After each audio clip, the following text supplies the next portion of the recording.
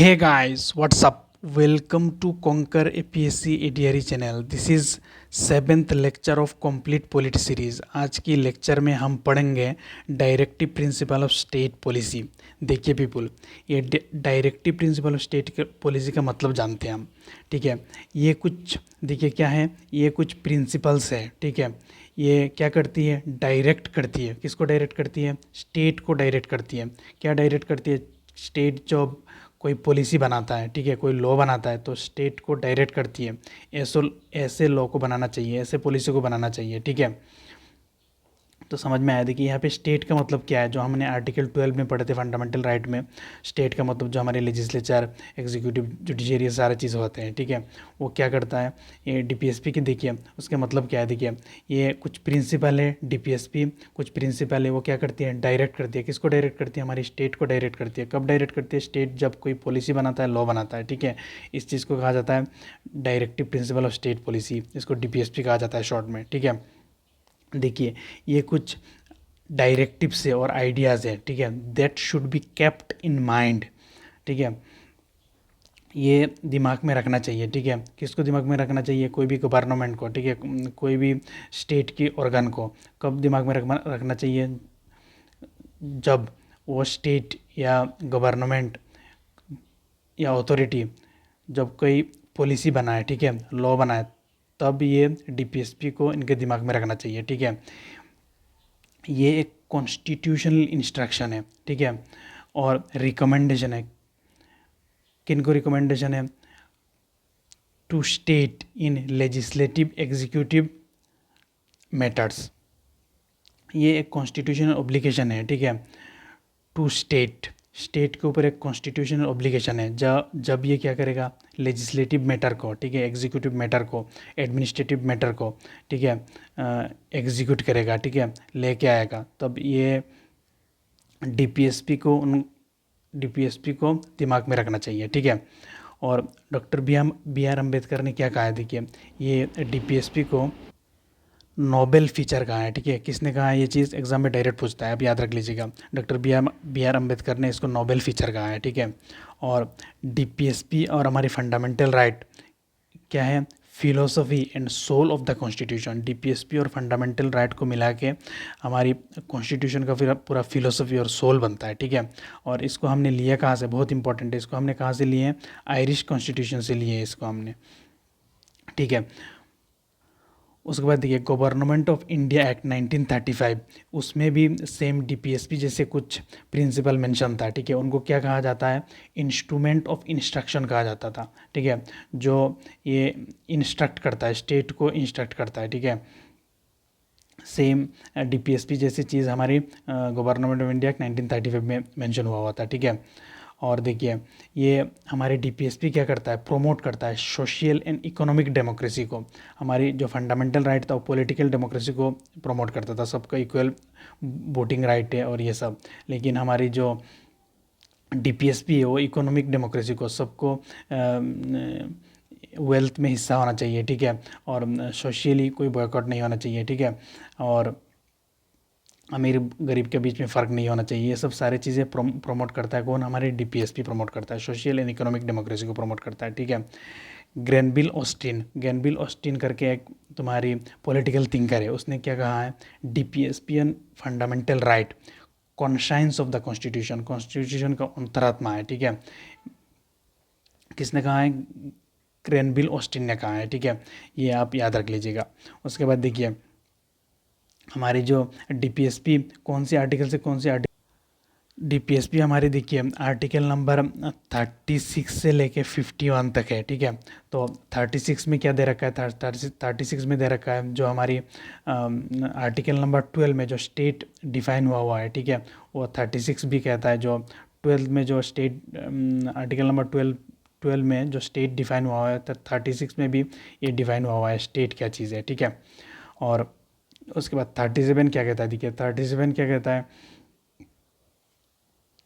DPSP क्या है? Fundamental in the governance of the country, country का गवर्नेंस में, ठीक है, डीपीएसपी क्या है? फंडामेंटल है। कंट्री को कैसे चला रहे हैं, ठीक है, गवर्नेंस कैसे कर रहे हैं कोई भी गवर्नमेंट, ठीक है, वो उसकी फंडामेंटल क्या चीज़ है, डीपीएसपी, वो गवर्नमेंट डीपीएसपी को इम्प्लीमेंट कर रही है नहीं कर रही है या नहीं कर रही है, ठीक है। उसकी रिपोर्ट कार्ड जब हम देखेंगे, ठीक है, अगर डीपीएसपी को अच्छे से इम्प्लीमेंट कर रही है तो वो सबके लिए वेलफेयर कर रही है, वो वेलफेयर स्टेट को प्रमोट कर रही है, ठीक है पीपल। अगर नहीं कर रही है तो स्टेट वेलफेयर स्टेट को प्रमोट नहीं कर रही है वो, इस चीज़ से हम पता लगा सकते हैं, ठीक है। Shall be the duty of state to apply this principle in making law, जब भी स्टेट कोई भी लॉ बनाएगा, ठीक है, इस प्रिंसिपल को अप्लाई करना ड्यूटी है स्टेट के ऊपर, ठीक है। ये आर्टिकल नंबर कौन कहता है, 37 कहता है, ठीक है। उसके बाद कुछ एक्सेप्शंस है, देखिए हमने फंडामेंटल राइट में पढ़ा था, ठीक है। आर्टिकल नंबर 13 क्या कहता है, कोई भी लॉ अगर फंडामेंटल राइट को हमारे वायलेट करती है, ठीक है, वो लॉ को हम अनकॉन्स्टिट्यूशनल करार दे देंगे। लेकिन क्या हुआ, देखिए जब इंडिया इंडिपेंडेंट हुआ, ठीक है, तो कांग्रेस गवर्नमेंट ने, नेहरू गवर्नमेंट ने कहा है हमें क्या करना है, ठीक है, इक्वली हमारी जो कंट्री का रिसोर्स है, जो लैंड है, उसको डिस्ट्रीब्यूट करना है। तो लैंड रिफॉर्म लॉ लेके आए नेहरू जी। उसके बाद क्या हुआ, देखिए लैंड रिफॉर्म, देखिए ये आर्टिकल 39 क्या कहता है, देखिए इक्वल डिस्ट्रीब्यूशन ऑफ रिसोर्स कहता है, ठीक है। तो ये डीपीएसपी है, ठीक है, directive principle of state policy. तो ये जब हम इम्प्लीमेंट करने जाएंगे, ठीक है, तो हमारी आर्टिकल नंबर 14 वायलेट होगी, आर्टिकल नंबर 19 वायलेट होगी, ठीक है।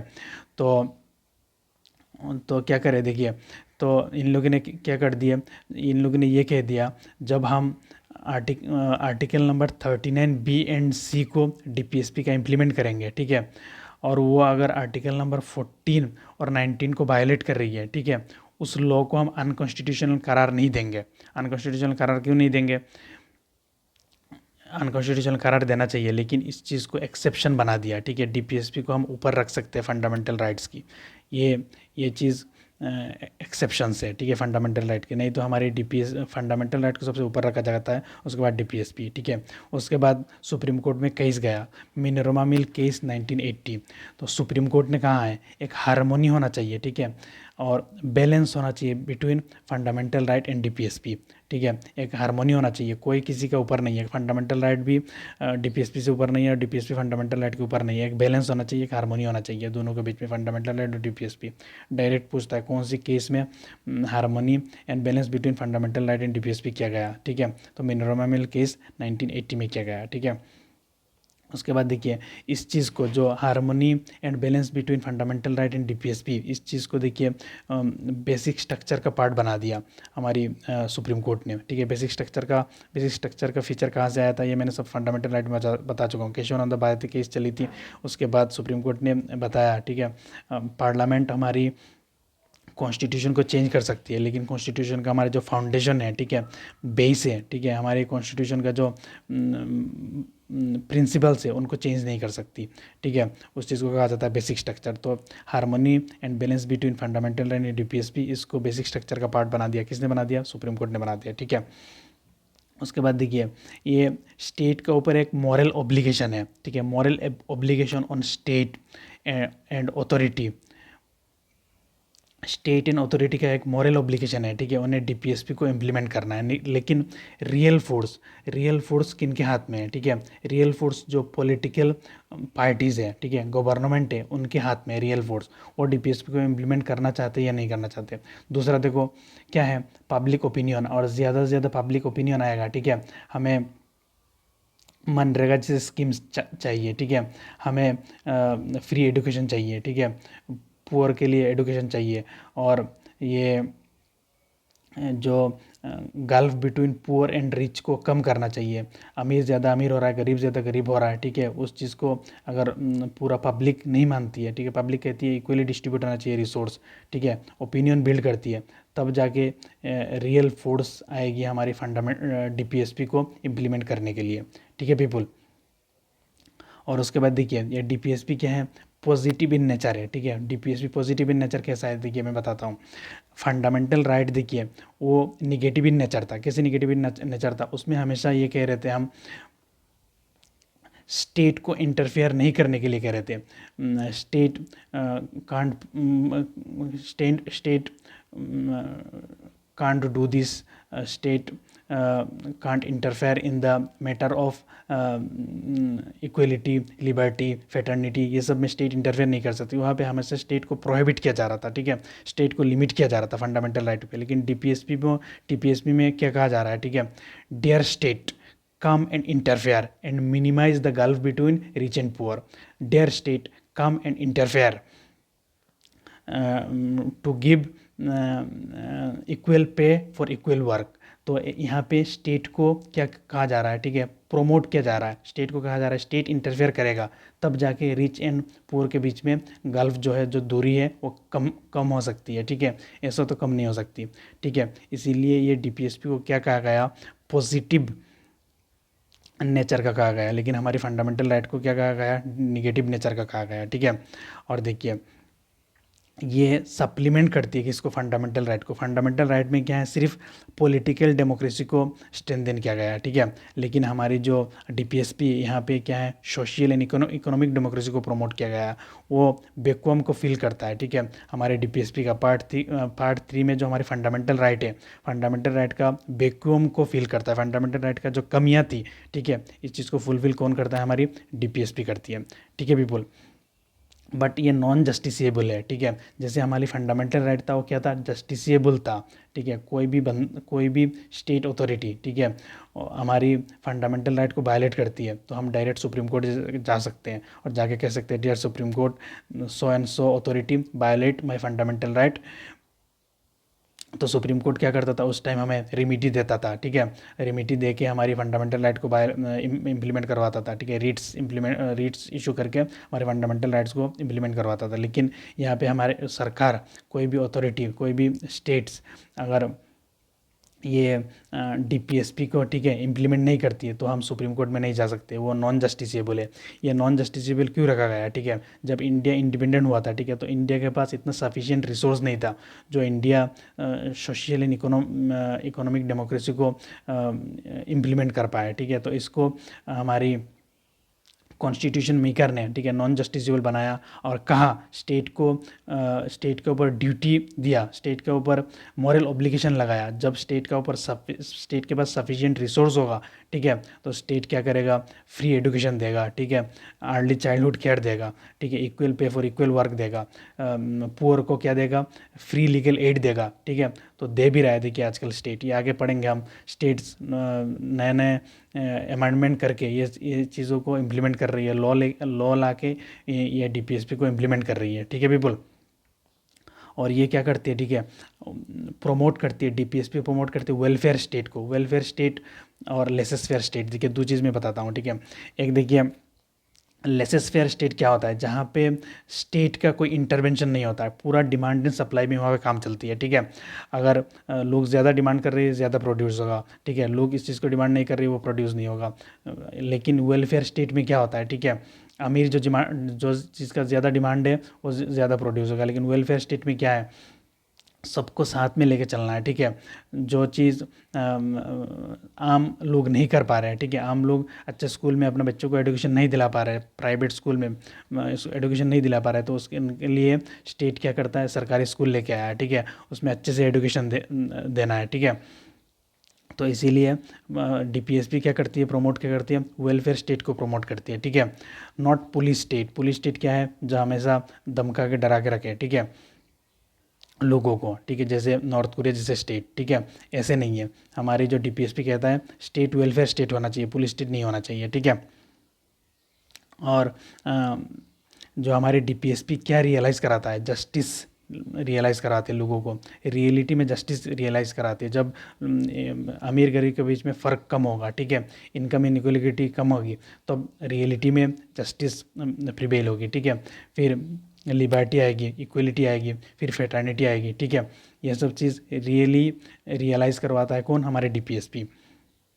और दूसरा क्या, डीपीएसपी क्या करवाती है, कोर्ट को हेल्प करती है to in determining constitutional validity of the law. कोई भी लॉ कॉन्स्टिट्यूशनल है या नहीं है, ठीक है, वो चीज़ जब डिटरमाइन करता है कोई भी कोर्ट, ठीक है,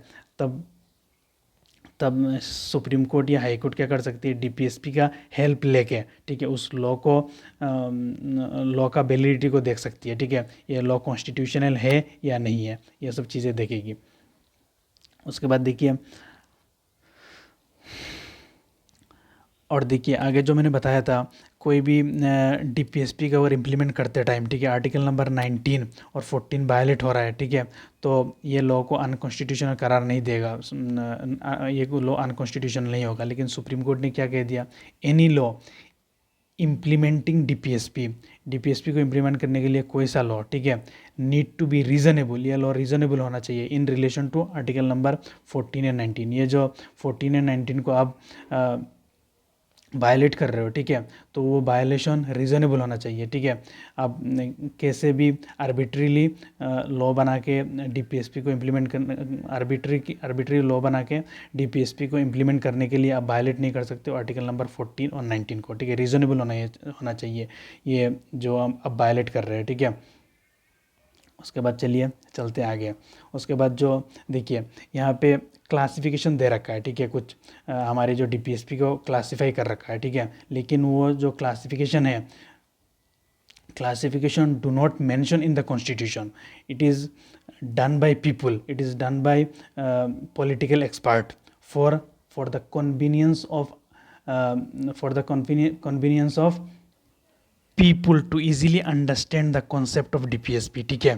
तो इस चीज़ के ऊपर कंटेंट, उससे जो हमारी जो डीपीएसपी में जो कंटेंट है, on the basis of content DPSP को क्लासीफाई किया गया। देखिए कैसे कैसे क्लासीफाई किया गया, सोशलिस्ट और गांधीयन और लिबरल इंटेलेक्चुअल, ये 3 क्लासिफिकेशन में क्लासीफाई किया गया, ठीक है, डीपीएसपी को, ठीक है, on the basis of their content. ये कॉन्स्टिट्यूशन में नहीं दे रखा है, आपको डायरेक्ट क्वेश्चन दे देगा।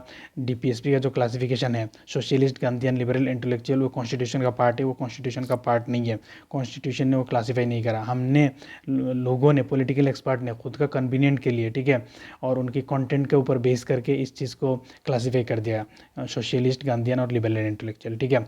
अब हम पढ़ेंगे क्या, सोशलिस्ट, ठीक है, हम देख चुके हैं डीपीएसपी में आर्टिकल आता है 36 से 51 तक, ठीक है, 51 तक आर्टिकल आता है। तो 36 हमने देख लिया, स्टेट को डिफाइन करता है, 37 भी हमने देख लिया। अब 38 देखेंगे, ठीक है। 38 क्या आता है, सोशलिस्ट। 38 का हम अब देखेंगे सोशलिस्ट, फिर गांधीयन, फिर लिबरल, इंटेलेक्चुअल, ठीक है। 38 आर्टिकल क्या कहता है, देखिए आर्टिकल 38 क्या कहती है, जस्टिस देना है, ठीक है, सोशल जस्टिस देना है, इकोनॉमिक जस्टिस देना है, पॉलिटिकल जस्टिस देना है, और प्रोमोट क्या करना है, वेलफेयर ऑफ पीपल को प्रमोट करना है, ठीक है। ये आर्टिकल नंबर 38 कहता है। और 38 क्या कहता है, देखिए 38 कहता है रिड्यूस इनइक्वलिटी, इनइक्वलिटी को रिड्यूस करना है। किस चीज़ में इनइक्वलिटी को रिड्यूस करना है, इनइक्वलिटी रिड्यूस करना है हमें इनकम में, ठीक है। उसके बाद कहाँ पे रिड्यूस करना है, स्टेटस में इनइक्वलिटी को रिड्यूस करना है। उसके बाद फैसिलिटी में, उसके बाद अपॉर्चुनिटी में, ये 4 चीज़ों में हमें इक्वलिटी को रिड्यूस करना है, ठीक है, इनइक्वलिटी को रिड्यूस करना है, ठीक है।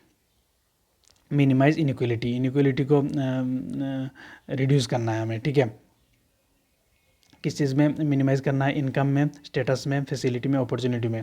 लेकिन इस चीज़ को ऐड किया गया, ठीक है, कॉन्स्टिट्यूशन में। ओरिजिनल कॉन्स्टिट्यूशन में ये चीज़ नहीं था, ठीक है, इसको ऐड किया गया 44 कॉन्स्टिट्यूशनल अमेंडमेंट एक्ट 1978, याद रखिए, बहुत इंपॉर्टेंट है। और ये अकेला एक ये 44 कॉन्स्टिट्यूशन के थ्रू ओनली ये चीज़ अमेंड किया गया, बाकी 44 कॉन्स्टिट्यूशन अमेंडमेंट के थ्रू और कोई डीपीएसपी में कोई चेंजेस नहीं किया गया। ये ओनली चेंजेस था जिसमें मिनिमाइज़ करना है हमें inequality, income, status, facility, opportunity. 44 constitution के अमेंडमेंट के थ्रू यही हुआ था। 38 आर्टिकल में चेंजेस हुए थे, ठीक है, और कोई आर्टिकल में 44 कॉन्स्टिट्यूशन अमेंडमेंट के थ्रू चेंजेस नहीं हुए। ये आप सीधा याद रख लेंगे, ठीक है पीपुल। उसके बाद देखिए चलते हैं 39 क्या कहता है, देखिए 39 कहता है हमें लाइवलीहुड देना है, ठीक है, स्टेट लाइवलीहुड देगा, स्टेट लोगों को काम देगा, रोजगार देगा, ठीक है। इक्वल डिस्ट्रीब्यूशन ऑफ रिसोर्स का इक्वल डिस्ट्रीब्यूशन करना है, ठीक है। जो लैंड है हमारी, कुछ ज़मींदारों के पास बहुत ज़्यादा से ज़्यादा लैंड है, कुछ के पास बिल्कुल नहीं है, ठीक है, तो रिसोर्स का इक्वली डिस्ट्रीब्यूट करना है, ठीक है। कंसंट्रेशन ऑफ वेल्थ नहीं करना है। देखिए आजकल इंडिया में क्या है, ओनली कुछ परसेंट 1-2% का लोगों के पास, ठीक है, 60% इंडिया का वेल्थ है, ठीक है। वो क्या कहता है, हमारे डीपीएसपी क्या कहता है, गवर्नमेंट इस चीज़ को रुके, ठीक है, कंसंट्रेशन वेल्थ नहीं करना है, ठीक है, गवर्नमेंट इस चीज़ को स्टॉप करे और वेल्थ को सब सारे लोगों के बीच में बांटे, ठीक है। इसीलिए गवर्नमेंट नई नई वो लेके आती है, स्कीम लेके आती है, जैसे हमारी अरुणोदय स्कीम एंड ऑल, ठीक है। वो चीज़ क्यों लेके आती है, कंसंट्रेशन ऑफ वेल्थ को और सबको ये देने के लिए, ठीक है, असिस्टेंस देने के लिए ये सब चीज़ें लेके आती है गवर्नमेंट, ठीक है। उसके बाद equal pay for equal work for male and female. देखिए वर्क तो दोनों बराबर करते हैं, लेकिन फीमेल को हमेशा सप्रेस किया गया है, उनको वेज कम दिया जाता है, ठीक है। तो इसीलिए equal pay for equal work लेके आना है, ठीक है। ये हमारे आर्टिकल नंबर कौन डीपीएसपी का कौन सी आर्टिकल कहता है, 39, ठीक है। उसके बाद प्रिजर्व करना है, ठीक है, किस चीज़ को प्रिजर्व करना है, health and strength of worker को इंडस्ट्री में डाल दिया और पूरा दिन काम करा रहे हैं, ठीक है। वहाँ पे लाइट नहीं है, फैन नहीं है, कुछ भी नहीं है, ऐसा नहीं है। उनके स्ट्रेंथ और हेल्थ का भी ख्याल रखना है, ठीक है। कौन करेगा, ये स्टेट करेगा, ठीक है। इसीलिए लेबर डिपार्टमेंट में लोग जाते हैं ना, इंडस्ट्री में जाके विजिट करते हैं, वहाँ पर वर्कर का क्या हाल है, ठीक है। लेकिन वो सब तो मैनेज हो जाता है, लेकिन ये करना है स्टेट को, ये चीज़ को स्टेट के ऊपर मॉरल ड्यूटी बनता है, स्टेट इस चीज़ को देखेगा, ठीक है। वर्कर का हेल्थ स्ट्रेंथ ये सब डिटोरिएट तो नहीं हो रहा है, ये सब चीज़ देखना है, ठीक है। किसके ऊपर रिस्पॉन्सिबिलिटी है, स्टेट के ऊपर रिस्पॉन्सिबिलिटी है। उसके बाद चिल्ड्रेन जो है उनको फोर्सेबल एब्यूज़ से रोकना है, ठीक है। कोई भी छोटे छोटे बच्चों को फैक्ट्री में लगा दिया, ठीक है, कम बेच दे रहे हैं, ठीक है, हैजार्डस फैक्ट्री में लगा दिया, ये सब नहीं कर सकता, ये स्टेट रुकेगा, ठीक है, स्टेट इस चीज़ को देखेगा। उसके बाद हेल्दी डेवलपमेंट ऑफ चाइल्ड की हेल्दी डेवलपमेंट होना चाहिए, ठीक है। ये भी ऐड किया गया है, ओरिजिनल 39 आर्टिकल में ये नहीं था, ठीक है। 42 कॉन्स्टिट्यूशन अमेंडमेंट 1976 में इसको ऐड किया गया, ठीक है, हेल्दी डेवलपमेंट ऑफ चाइल्ड। तो याद रखिए कौन सी अमेंडमेंट के थ्रू इसको ऐड किया जा रहा है, ये बहुत इंपॉर्टेंट है। उसके बाद देखिए 39A, देखिए ऐसे जो ए बी आएगा ना, इसका मतलब होता है अमेंडमेंट करके इसको ऐड किया गया, ओरिजिनली कॉन्स्टिट्यूशन में यह नहीं था। अगर आर्टिकल के बाद ए बी सी ये सब आता है तो इसको क्या मानना है, इसको ओरिजिनल कॉन्स्टिट्यूशन में यह नहीं था, इसको ऐड करके इसको बाद में ऐड किया गया कॉन्स्टिट्यूशन में, ठीक है। तो आर्टिकल 39A में क्या दे रखा है, जस्टिस देना है, किनको, पुअर लोगों को justice and free legal aid. Free legal aid का मतलब क्या है, कोई भी गरीब का किसी के बंदा का कोई भी जेल गया है, ठीक है, तो उसके लिए सरकार वकील और ये सब एडवोकेट ये सब अरेंज करके देगी, ठीक है। उनको फ्री लीगल एड मिलना चाहिए, ठीक है, देती भी है अभी भी सरकार, ठीक है। तो जस्टिस देना है किनको, पुअर लोगों को, एंड फ्री लीगल एड देना है पुअर लोगों को, 39 ये कहता है, ठीक है। इसको भी ऐड किया गया कॉन्स्टिट्यूशन में, कब ऐड किया गया, 42 कॉन्स्टिट्यूशन अमेंडमेंट एक्ट 1976 में ऐड किया गया, ये भी इंपॉर्टेंट है, ठीक है पीपुल। उसके बाद देखिए आर्टिकल 41 क्या कहता है, ठीक है, एक ट्रिक से याद रख लिए, वी पब्लिक से याद रख लीजिएगा। राइट टू वर्क, डब्ल्यू से वर्क हो जाता है, right to work, right to education, ठीक है, और राइट टू पब्लिक असिस्टेंस भी देना है, ठीक है। ये तीन हमारी राइट है, ये आर्टिकल नंबर 41 कहता है, right to work, right to education और राइट टू पब्लिक असिस्टेंस। ये तीन चीज़ आर्टिकल नंबर 41 कहता है, ठीक है। और पब्लिक असिस्टेंस हमें कब कब गवर्नमेंट हमें असिस्ट करेगा, हेल्प करेगा, कब असिस्ट करेगा, हेल्प करेगा, इस चीज़ को याद रख सकते हो। कब सरकार हमें हेल्प करेगा, जब हम बीमार हो जाएंगे, सिकनेस के टाइम, जब हम ओल्ड एज हो जाएंगे और अनएम्प्लॉयड हो जाएंगे, तो उस टाइम गवर्नमेंट हमें क्या देगा, असिस्टेंस देगा, हेल्प करेगा हमें, ठीक है। ये चीज़ कौन कौन सी आर्टिकल कहता है, आर्टिकल नंबर 41 कहता है, बहुत इंपॉर्टेंट है, याद रखिए, ठीक है। उसके बाद आर्टिकल 42 क्या कहता है, देखिए, just and human condition of worker के लिए जस्ट एंड ह्यूमन कंडीशन होना चाहिए,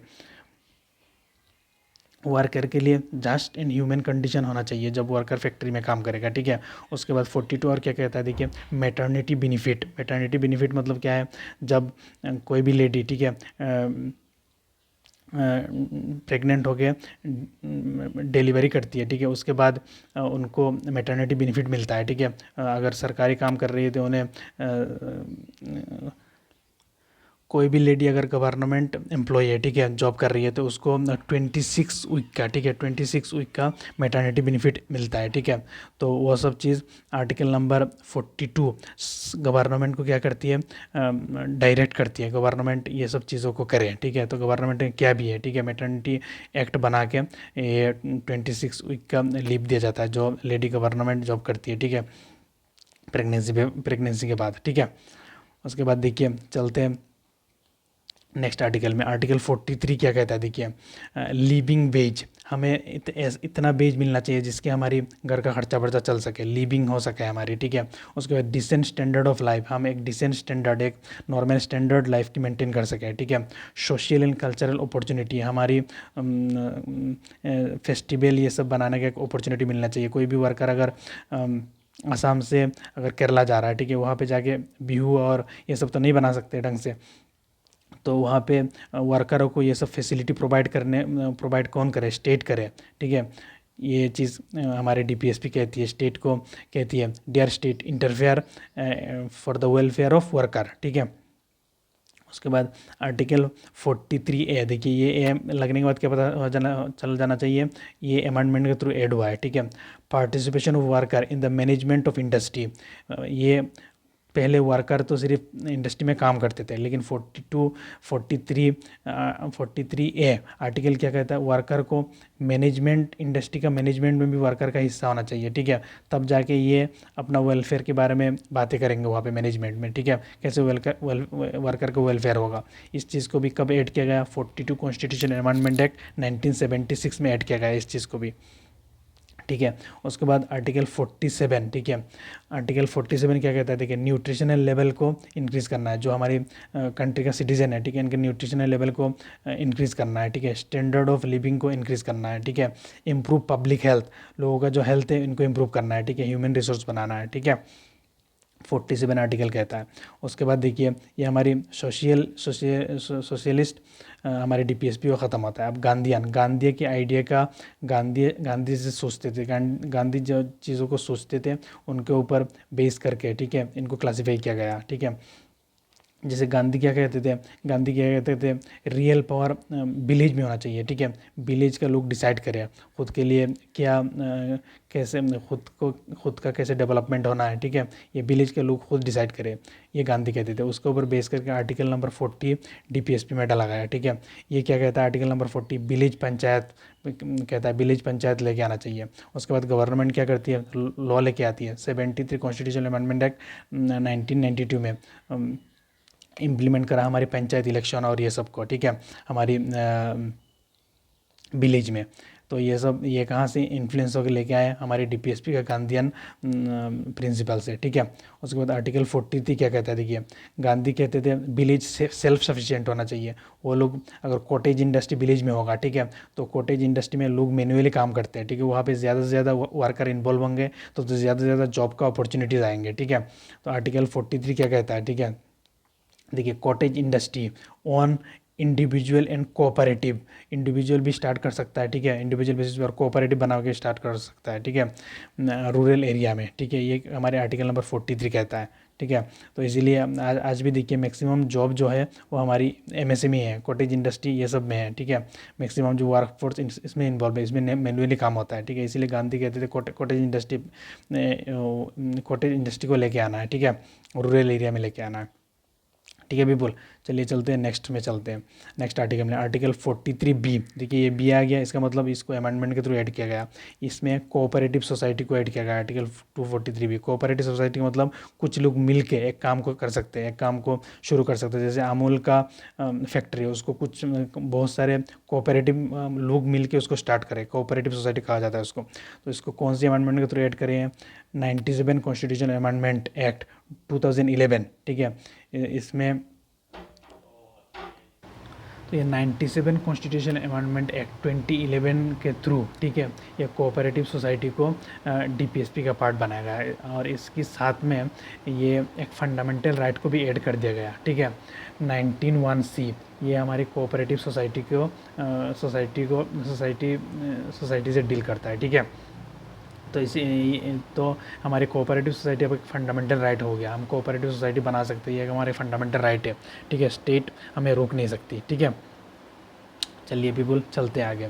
उसके बाद 46 कॉन्स्टिट्यूशनल अमेंडमेंट, 46 आर्टिकल 46 क्या कहता है, देखिए प्रोमोट करना है कि किस चीज़ को प्रमोट करना है, एडुकेशन एंड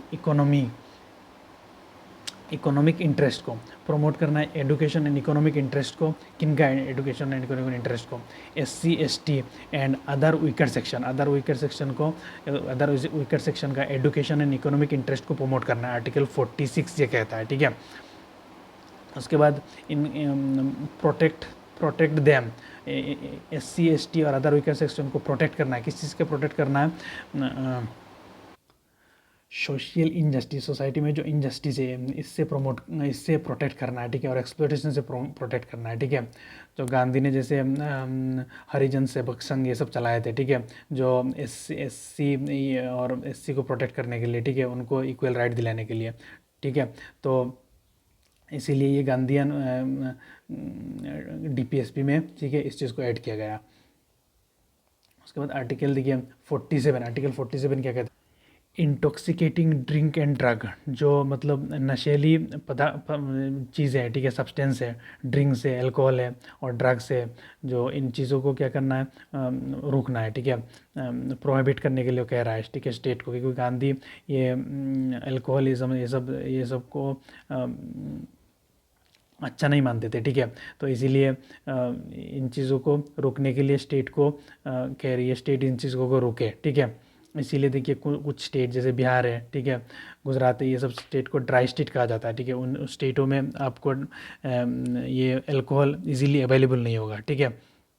इन चीज़ों ने ये DPSP का डायरेक्शन को फॉलो करते हुए लॉ बनाया, ठीक है। वैसे तो इलीगल मिलता ही है, लेकिन ये इन स्टेटों ने फॉलो किया है, ठीक है, डायरेक्टिव, ये DPSP का ये डायरेक्टिव को फॉलो किया है, ठीक है, लॉ बनाया इसके रिलेटेड। उसके बाद देखिए आर्टिकल 48 क्या कहता है, स्लॉटर ऑफ काउ को प्रोहिबिट करना है, ठीक है। उसके बाद इम्प्रूव देयर ब्रीड्स, जो हमारी लोकल काउज है इनके ब्रीड्स को इम्प्रूव करना है, ठीक है। ये गांधी का मानना था, ठीक है, इसीलिए ये गांधीयन DPSP कहा जाता है। उसके बाद देखिए अब आया लिबरल इंटेलेक्चुअल देखिए आर्टिकल 44, ये बहुत इंपॉर्टेंट है, ठीक है। आर्टिकल 44 क्या कहता है, यूनिफॉर्म सिविल कोड, आजकल बहुत ज़्यादा बात चल रहा है, असम में भी बात चल रहा है, ठीक है, UCC को इम्प्लीमेंट करने के लिए यूनिफॉर्म सिविल कोड। इसका मतलब क्या है, देखिए मैं समझाता हूँ। जैसे हिंदू, मुस्लिम, क्रिश्चियन सबके लिए सिमिलर लॉ बनाना है, ठीक है। ये हमारे DPSP स्टेट को डायरेक्ट करती है, स्टेट ऐसे लॉ बनाए जिस लॉ सारे सिटीज़न के सबके लिए इक्वल लॉ हो, ठीक है। जैसे अब इंडिया में क्या है, हिंदू का हिंदू लॉ से पार्लियामेंट ने लॉ बनाया है, ठीक है, एक हिंदू सक्सेशन एक्ट उससे चलता है, ठीक है। मुस्लिम का मुस्लिम पर्सनल लॉ बोर्ड से चलता है, ठीक है, और क्रिश्चियन का अपना लॉ के हिसाब से चलता है। लेकिन वो आर्टिकल 44 क्या कहता है, सबके लिए यूनिफॉर्म लॉ आना चाहिए, सबके लिए बराबर लॉ आना चाहिए, ठीक है, आर्टिकल 44 कहता है, ठीक है। इसीलिए बहुत इंपॉर्टेंट है आर्टिकल 44 क्या कहता है, यूनिफॉर्म सिविल कोड के बारे में बात करता है, ठीक है। उसके बाद देखिए आर्टिकल 45 क्या कहता है, आर्टिकल 45 कहता है अर्ली चाइल्डहुड केयर, ठीक है, एडुकेशन फॉर ऑल चिल्ड्रेन, ठीक है, 6 ईयर तक एडुकेशन देना है सबको। लेकिन इस चीज़ को चेंज किया है, 86 कॉन्स्टिट्यूशनल अमेंडमेंट ने चेंज किया है, और ये हमारी आर्टिकल नंबर 45 जैसे DPSP था, इसको एक फंडामेंटल राइट बना दिया, ठीक है, सबके लिए एडुकेशन मिलना चाहिए, एक फंडामेंटल राइट बना दिया। और इसने कह दिया 6 से लेकर 14 साल तक मिलेगा, पहले कितना था, ओनली 6 साल तक, ठीक है। अब 6 से लेकर 14 साल तक, 6 to 14 ईयर्स तक क्या मिलेगा हमें, फ्री एडुकेशन मिलेगा सारे चाइल्डों को, ठीक है। और अर्ली चाइल्डहुड केयर को इम्प्लीमेंट करने के लिए गवर्नमेंट ICDS लेके आया, इंटीग्रेटेड चाइल्ड डेवलपमेंट स्कीम। ये जो हमारी आंगनवाड़ी होती है ना, आपने देखे होंगे गांव में या ठीक है, उस चीज़ को कहा जाता है ICDS, integrated child development programme. और आंगनवाड़ी उसमें क्या है, अंडर 6 ईयर्स के जो चाइल्ड है उनके रिलेटेड भी न्यूट्रिशनल चीज़ें मिलती है, ठीक है, उनको पढ़ाने के लिए छोटा छोटा स्कूल भी है, ठीक है। ये चीज़ हमारे DPSP ने डायरेक्ट किया था स्टेट को, और स्टेट ने इस चीज़ को इम्प्लीमेंट करा, ठीक है पीपल। चलिए चलते हैं आगे। ठीक है। देखिए आर्टिकल 48 क्या कहता है, ठीक है, आर्टिकल 48 क्या कहता है, ऑर्गेनाइज करना है, ठीक है, agriculture and element husbandry on modern and scientific line. Agriculture को हमें करना है और एनिमल हस्बेंड्री को करना है, ठीक है, और इस चीज़ को मॉडर्न साइंटिफिक लाइन में करना है, ठीक है। उसके बाद आर्टिकल 48A, देखिए ये देखते हैं, हमें याद आना चाहिए, अमेंडमेंट होकर ऐड हुआ है, ठीक है। प्रोटेक्ट एंड इम्प्रूव एनवायरनमेंट, हमें एनवायरनमेंट को प्रोटेक्ट करना है और इम्प्रूव करना है, ठीक है। और सेफगार्ड फॉरेस्ट, ठीक है, एंड वाइल्ड लाइफ, सेफगार्ड करना है हमें, फॉरेस्ट को सेफगार्ड करना है और वाइल्ड लाइफ को सेफगार्ड करना है, ठीक है। इन चीज़ों को कौन सी अमेंडमेंट के थ्रू ऐड किया गया, ठीक है, कौन सी अमेंडमेंट के थ्रू ऐड किया गया, 42 कॉन्स्टिट्यूशन अमेंडमेंट 1976, इससे ऐड किया गया है, ठीक है। Protect and improve environment and safeguard forest and wild life, 48A article के अंदर आता है ये, ठीक है। उसके बाद देखिए आर्टिकल 49, आर्टिकल 49 क्या कहता है, प्रोटेक्ट करना है मोनूमेंट्स को और प्लेस और ऑब्जेक्टिव, और जो प्लेस और ऑब्जेक्टिव और मोनूमेंट को नेशनल इंपॉर्टेंस डिक्लेयर किया गया है, ठीक है, इनको प्रोटेक्ट करना है, ठीक है, स्टेट के ऊपर जिम्मेदारी दे रहा है, ठीक है, DPSP। उसके बाद आर्टिकल 50, देखिए आर्टिकल 50 क्या कहता है, separation of judiciary from executive, judiciary को एग्जीक्यूटिव से सेपरेट रखना है, ठीक है, इंडिपेंडेंट रखने के लिए जुडिशरी को एग्जीक्यूटिव से क्या करना है, सेपरेट रखना है, आर्टिकल 50 कहता है, ठीक है। उसके बाद आर्टिकल देखिए 51 क्या कहता है, प्रोमोट इंटरनेशनल पीस को प्रमोट करना है, ठीक है, किसी कंट्री के साथ एनिमिटी नहीं करना है, ठीक है, इंटरनेशनल पीस को डेवलप करना है, ठीक है, DPSP डायरेक्ट करता है स्टेट को। उसके बाद देखिए कुछ आर्टिकल दोनों जगह है, इनको मैंने थोड़ा अलग कर दिया, ठीक है, समझने के लिए, ठीक है। सोशलिस्ट, गांधीयन और इंटेलेक्चुअल, देखिए आर्टिकल 43 सोशलिस्ट भी है और 43 गांधीयन भी है, ठीक है। 43 सोशलिस्ट क्या कहता है, देखिए 43 सोशलिस्ट जो DPSP वो क्या कहते हैं, देखिए लिविंग वेज को सबको मिलना चाहिए, ठीक है, डिसेंट स्टैंडर्ड ऑफ लाइफ सबको मिलना चाहिए, सोशल एंड कल्चरल अपॉर्चुनिटी मिलना चाहिए। और 43 जो गांधीयन है वो क्या कहता है, कॉटेज इंडस्ट्री होना चाहिए, ठीक है, विलेज में कॉटेज इंडस्ट्री होगा तो ज़्यादा से ज़्यादा वर्कर को जॉब मिलेगी, ठीक है, एम्प्लॉयमेंट मिलेगी। देखिए और आर्टिकल 43A क्या कहता है, participation worker in the management of industry management में वर्कर का पार्टिसिपेशन होना चाहिए।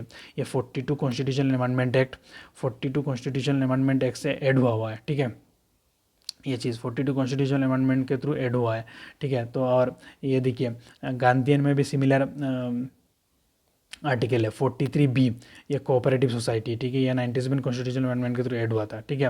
उसके बाद देखिए 47 देखिए जो सोशलिस्ट है, सोशलिस्ट जो DPSP वो क्या कहता है, न्यूट्रिशनल लेवल को इंक्रीज़ करना है, ठीक है, स्टैंडर्ड ऑफ लिविंग को इंक्रीज़ करना है, ठीक है, इम्प्रूव पब्लिक हेल्थ को इम्प्रूव करना है, ये आर्टिकल 47 कहता है सोशलिस्ट। और गांधीयन देखिए 47 क्या कहता है, इंटॉक्सिकेटिंग जो नशीली पदार्थ है, ठीक है, जो नशीली चीज़ें हैं, ठीक है, सब्सटेंस है, ठीक है, ड्रिंक्स है जैसे अल्कोहल है, ड्रग्स है, इन चीज़ों को कंज्यूम करने से रोकेगा कौन, स्टेट।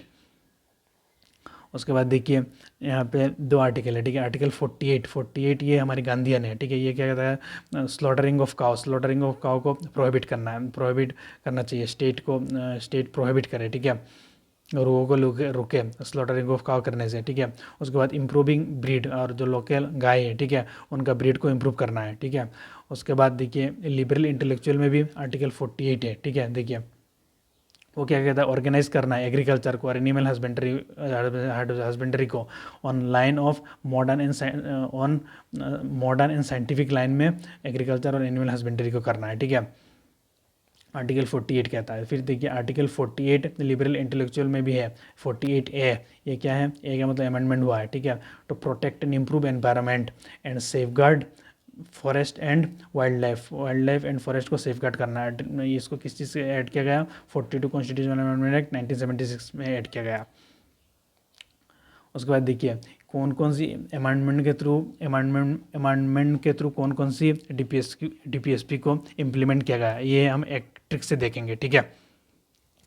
देखिए 42 कॉन्स्टिट्यूशनल अमेंडमेंट के थ्रू कौन कौन सी आर्टिकल को ऐड किया गया, ठीक है, इनको याद रखने के लिए एक ट्रिक है। देखिए पुअर वर्कर की चाइल्ड से एनवायरनमेंट प्रोटेक्ट करवा रहे हैं, ठीक है, यहाँ पे मैंने पूरा नहीं लिखा, आप लिख लीजिए, पुअर वर्कर की चाइल्ड से एनवायरनमेंट को प्रोटेक्ट करवा रहे हैं, ठीक है। तो पुअर को फ्री लीगल एड मिलना चाहिए, ठीक है, पुअर को फ्री लीगल एड मिलना चाहिए, ये आर्टिकल 39A कहता है, ठीक है, अमेंडमेंट करके ऐड किया गया, 42 कॉन्स्टिट्यूशन अमेंडमेंट एक्ट 1976। उसके बाद वर्कर को पार्टिसिपेट इंडस्ट्री का मैनेजमेंट में पार्टिसिपेट करना चाहिए, ठीक है, ये 43 ए कहता है, ठीक है। उसके बाद health and development of healthy development of child article 39 कहता है, ठीक है। प्रोटेक्शन ऑफ एनवायरनमेंट एनवायरनमेंट को प्रोटेक्ट करना है, आर्टिकल 38 ये कहता है, ठीक है। ये हमारे 42 कॉन्स्टिट्यूशन अमेंडमेंट के थ्रू जो आर्टिकल ऐड हुआ है, ठीक है, इनको मैंने बता दिया। 44 से एक ही आर्टिकल में एडिशन हुआ था, ठीक है। 38 में जो क्या कहता है, हमें इनकम इनइक्वलिटी को रिड्यूस करना है। कहाँ पे? इनकम, स्टेटस, फैसिलिटी, अपॉर्चुनिटी में रिड्यूस करना है। ये 44 कॉन्स्टिट्यूशन अमेंडमेंट के थ्रू एक ही DPSP का 30 आर्टिकल नंबर एक ही DPSP ऐड हुआ है, आर्टिकल 38, ठीक है। फिर 46 कॉन्स्टिट्यूशन अमेंडमेंट के थ्रू क्या हुआ, आर्टिकल 45 में कुछ चेंजेस किए। क्या चेंजेस किए? अर्ली चाइल्डहुड केयर, पहले जो अर्ली चाइल्डहुड केयर नहीं था वहाँ पे, ठीक है, उसको इम्प्लीमेंट करने के लिए गवर्नमेंट ने ICDS लेके आया, इंटीग्रेटेड चाइल्ड डेवलपमेंट प्रोग्राम, और आंगनवाड़ी, इसमें बिलो 6 ईयर के बच्चों को भी एडुकेशन और न्यूट्रिशन रिलेटेड चीज़ें मिलती है, ठीक है। और 97 constitution amendment act 96 constitution amendment act 2002 में आया था, ठीक है। और 97 कॉन्स्टिट्यूशन अमेंडमेंट एक्ट ये 2011 में आया, ठीक है। इसमें क्या गया ऐड किया गया, ठीक है, कोऑपरेटिव सोसाइटी को, और आर्टिकल 43B को ऐड किया गया कॉन्स्टिट्यूशन में, ठीक है। और DPSP का आर्टिकल 43B, कोऑपरेटिव सोसाइटी, ठीक है पीपुल। तो this all about this lecture. देखिए पीपुल, मैंने बहुत मेहनत की है, मुझे जैसे याद है पूरा DPSP, ठीक है, ऐसे आपको याद कराने को।